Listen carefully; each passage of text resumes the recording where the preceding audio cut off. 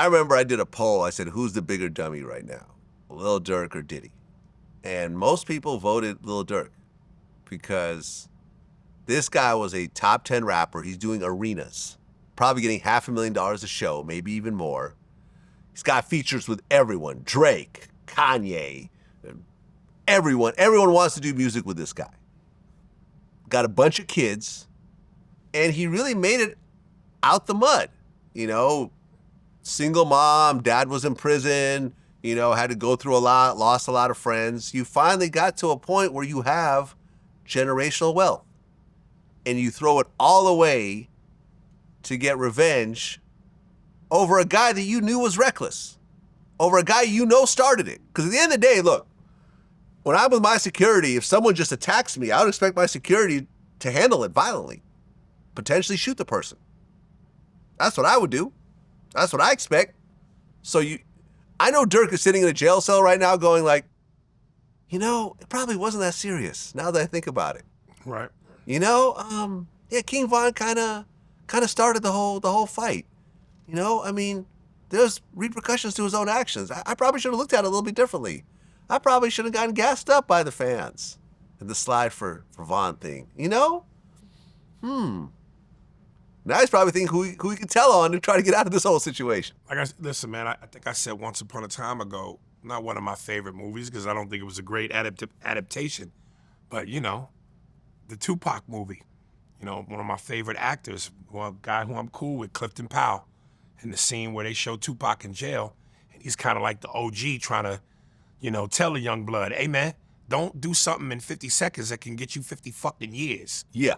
So it's just like, you know, the fact that, again, if you're making that kind of money and you're into that kind of success and you rubbing shoulders with elite artists like yourself, the world is yours. Yes. So for you to not be able to separate that street shit, which can only be counterproductive, versus, all right, I'm here now.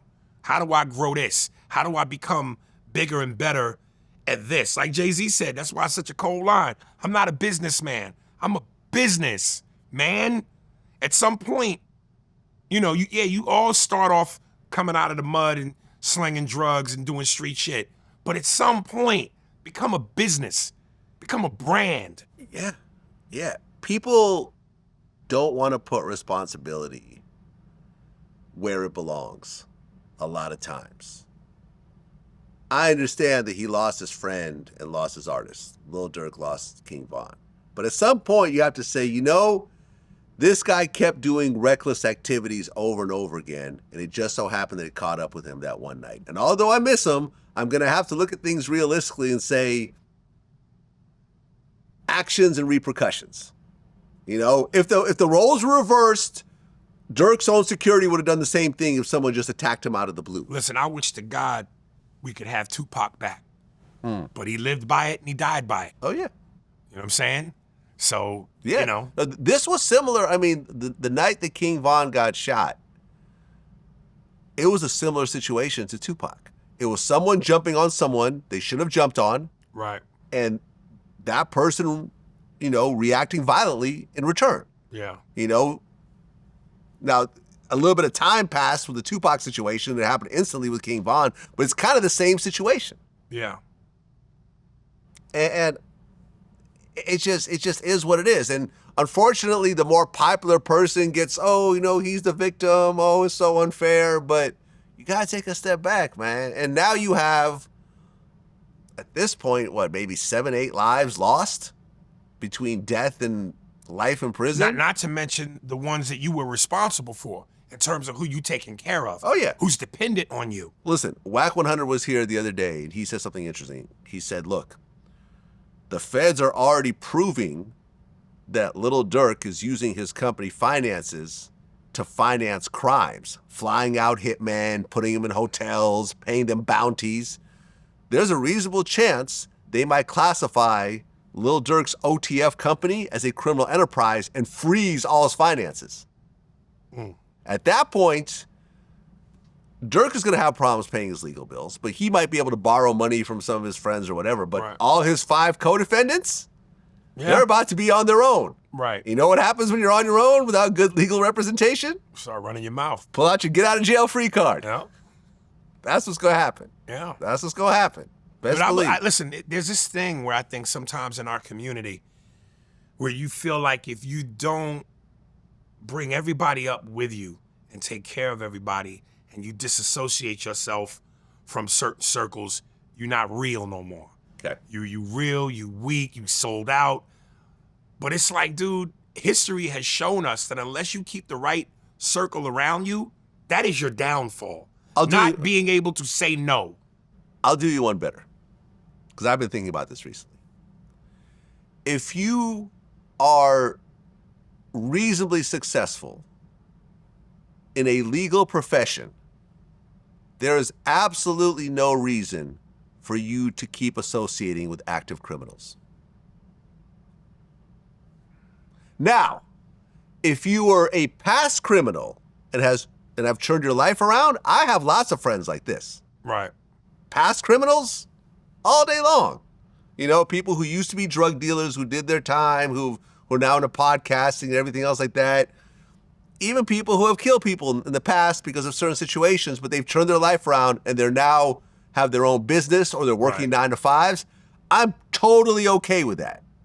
People deserve second chances. I have lots of people in my life that I respect, that I've had in my home, everything else like that. But if you are actively still doing crime, there is no reason for you to be around them still. Right. I know you feel good having this big dope boy kingpin guy around you, Right. but his problems are going to drag you in. Right.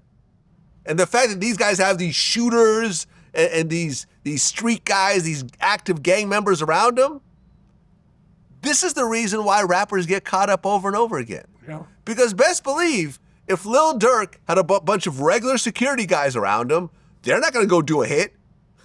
Yeah. Hey, man, we're going to slide for Vaughn. I'm going to fly you guys out to L.A. to go kill him. I'm actually Chicago PD, so I can't do any of the shit that you're talking about. In fact, if you keep talking about this, I might have to report you. Yeah. So if anything, if you want to go do this by yourself, maybe I'll look the other way. If anything, they're gonna put you in a position where you not even have to deal with that. You know what I'm saying? Like they're gonna put you in a position where it's like they're gonna already contemplate what could be the outcome in certain circumstances. And the first rule of thumb is, like the president, get you out of there. Yeah. You know? And again, I think sometimes dudes that come from a street background view that as weakness. Which is dumb. Absolutely dumb. Dumbest thing ever. Dumbest thing ever. Because those guys that you keep around you, like, look, for example, Tony Yayo talked about this. Early G-Unit days, 50 had a bunch of his goons around him. Someone would step up, do something silly, whatever. Those guys would break the guy's jaw. That's $50,000 that 50 would have to pay that guy. You do that enough times, you start realizing you can't have these guys around you. They're a liability. They're not going to pay the $50,000. 50's going to pay the $50,000. I certainly don't want to go backwards, but I have to bring this up to adhere to my point. That's why when I caught so much flack for the Corey Holcomb thing with Zoe, it ate at my ego and it ate at me as a man, because all I would hear is, yeah, you weak, you soft, you ain't do nothing. You let that motherfucker. And again, my first thing I thought to myself was, what if this gets out of hand? What if you do something and it gets out of hand? You're the sole breadwinner for your family. You got, at that time, a wife. You got kids. You got a career. If you do something that takes you out of position to make money and have the people that depend on you be taken care of, that was smart. So you know what? Instead of handling it on some street shit, which is what the streets think is the only solution, I went, no, I'm gonna handle it through Seigenberg and Eisenhower. You know what I'm saying? The two Jews with the lawyers. I can accept that. It's been dealt with. I didn't deal with it the way the streets wanted me to deal with it because I have shit to lose. Right. People that talking shit, they ain't got nothing to lose. You ain't in the 50% tax bracket. Fall back.